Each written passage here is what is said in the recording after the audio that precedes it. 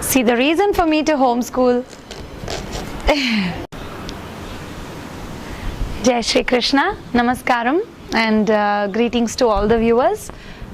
Today I would like to talk about homeschooling, and because this concept of homeschooling is like a learning process for the parent as well as the children, and this will require a lot of in-depth insights, and so I would like to begin with a small video today, and then again I'll go on adding so the viewers can take a look at that, and people are invited to translate whatever I have said in their regional languages, keeping my video if you wish so, and just share it with everybody for their use. Thank you. Yeah, so now I would like to start with the series of homeschooling, and this is part 1 of it, in which I would like to share my experience of homeschooling Abhigya, and taking that decision was not very difficult for me because of the modern schooling system, which actually pushed me to the wall. And when I had enrolled my son in a kindergarten when he was very little, having high hopes that my son should grow up in this place, yes, and it's a beautiful place and things like that, because I was too enamored by the brochure. But then very soon, I think within 7 to 10 days, I got to know that what is in the brochure is not so in the school, I mean in the kindergarten. So then I thought, okay, now this is not the place for my son, and I just pulled him out of that, even though we had paid quite a big amount for the enrollment, which is very saddening. A lot of parents, we just slip for the brochures and just say, now yeah, this is the place. We just look at the infrastructure, but we don't look at what values are being instilled in the children at that place. So after I got to know that this is not the way to select a school or any kindergarten, and I also had 2 views, that is, maybe this one's not right, maybe I'll try another one. But I did not try another one then, because we had to move abroad with my husband due to his job, IT career. And then slowly, when we came back again, we were in Germany, and there was this public schooling system, which is mandatory for children. If you don't send your children to school, the parents can go to jail. So I was sending Abhigya to school there, but there the experience was quite nice. We didn't feel any sort of pinch or anything. But when we moved to Australia, but that was later, but initially when we were in India, we enrolled him in a school here in Bangalore, and there also I had some bitter experiences regarding Abhigya's studies. There was this parent-teacher meeting, and in that the teachers would have something called formative assessment, A+, A, B, C, and all that. And the teachers were like, they would make all the parents sit at the back and then call one by one, and then tell them how their child is performing. Mostly they used to put the parents on the back foot, and same thing happened with me. They told me that my son has no focus, and I said, I was taken aback, but I knew it, because Abhigya did show signs of having no focus if he's not interested. If he's interested, then his focus would be like passionately beyond measure. He would just sit and want to finish it. But if he's not interested in a particular thing, or if he's bored, then there's no way he could be focused. So I thought, okay, now I have to take it with a pinch of salt. So I was sitting and listening to the teacher, and she went like, no, he has absolutely no focus in the class. When we are explaining something, he's looking here, there.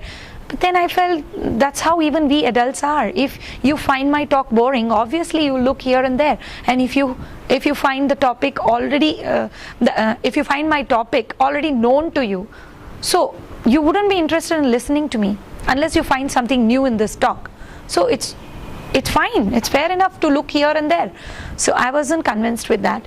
But then she went on to say that, then I asked her for what about the formative assessments, and then she showed me Abhigya's papers, and it said A+. Then I just looked at her and I said, well, then the papers are saying it's A+. What is it that is really bothering you, is what I asked her. And then she goes like, no, he's supposed to sit and look at the teacher, and when the teacher is saying something, and not look elsewhere all the time.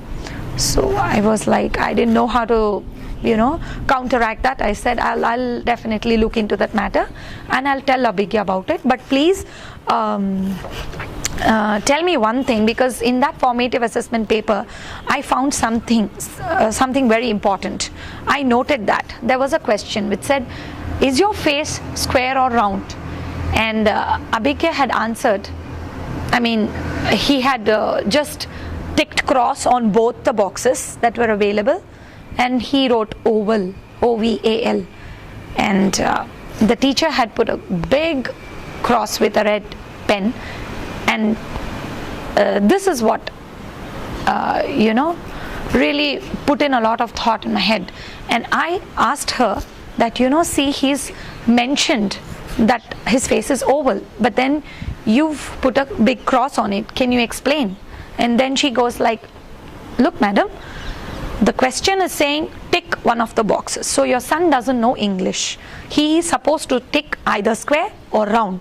He cannot tick cross, he cannot put a cross on both the boxes and then write his own answer.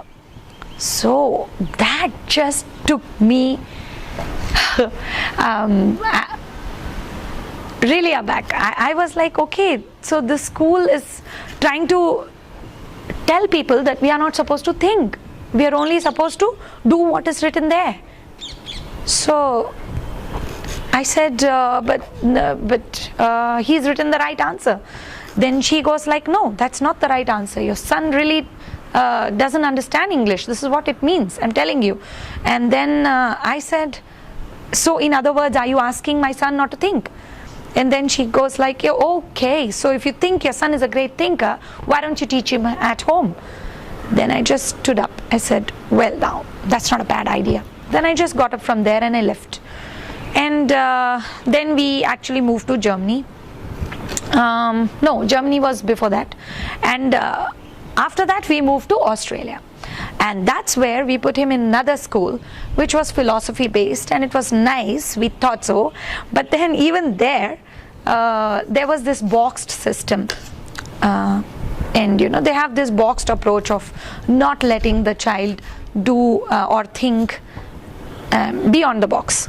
So this happened when it came to math class. This time his math teacher or his class teacher was upset because she also said the same thing. Your son lacks attention. He doesn't pay attention, and he turns the math class into a joke. Then I was like, what happened? Please tell me. And she told me that he was not able to answer a simple 6 plus 3 question, and he said 126 when the answer should have been 9. So as an Indian parent, I was even more embarrassed, because at that point in time Abhigya was in 2nd grade. He was able to do multiplications of 2-digit and sometimes 3 digits also. So then I was finding it very absurd that how could he not add up just 2 single digits.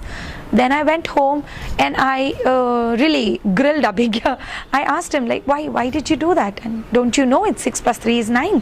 He was like, no, I know everything, but I'm bored.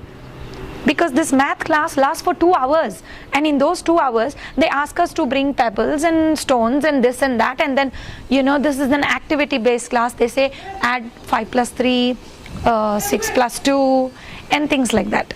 So this doesn't keep me interested. And so I just imagined those two digits to be 63 plus 63, and I said 126, and the whole class started laughing. And that's the story behind it. So then I went and requested the teacher that, see, my son is getting bored, so is it possible that you give him some extra sums in the class? Then she's like, no, we can't cater to the special needs of every child. One size fits all. So I said, okay, in that case I will share the burden, and I'll write down some sums for him, some problems, and he can sit and do that. Well, of course, after he obeys you people and finishes whatever you give him, whatever work you give him, let him complete that, and then he can do whatever he likes. But then the teacher was not happy with that also. She said, no, we are not in a position to check his answers and correct either, because we are already loaded with a lot of work. So I said, okay, nothing is working with this school. And then I said, you need not correct, let him at least sit and do something that he likes after he finishes your assignments. Is that okay? Then she goes like, no ma'am, I cannot entertain all this. I did speak to the principal of that school. He also said, sorry, I cannot entertain. And this came as a rude awakening to me, and I said, now I can't keep trying school after school after school, and these petty issues will keep coming up, and then we talking about it at home, belittling the teachers, even though they deserve it, or some may not even deserve it, but we will have to talk about them at home and in front of the child. So where is this concept of Guru Devo Bhava? So it'll all just go in thin air. So I didn't want that kind of upbringing for my son. So I just started with the plan that, okay, for now, since we are in Australia now, we'll just start the homeschooling. So I just googled about some homeschooling possibilities, because at that time I did not find any videos which talked about homeschooling in the right way, like in pattern or routine or something like that. So I had my own routine at home. I just tried to fit in Abhigya in that, and this is how it worked. So I'll again talk about the next session. Thank you.